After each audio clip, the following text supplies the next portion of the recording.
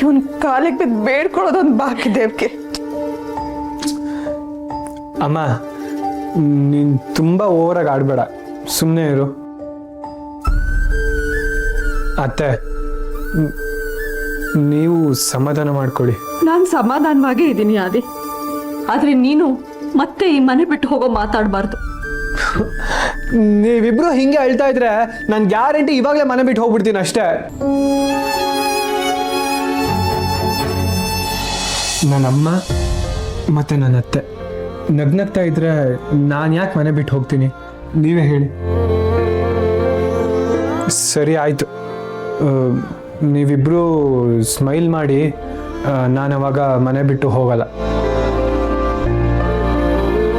Smile ಮಾಡಿ, smile smile.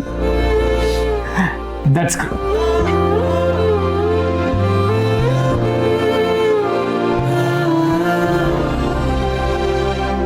ನಮ್ಮಿಂದ ಯಾರು ದೂರ ಆಗಬೇಕು, ಯಾರು ಈ ಮನೇಲಿ ಇರಬೇಕು, ಯಾರು ಹೋಗಬೇಕು, ಇದೆಲ್ಲ ಇನ್ನು 6 ತಿಂಗಳಲ್ಲಿ ಡಿಸೈಡ್ ಆಗುತ್ತೆ.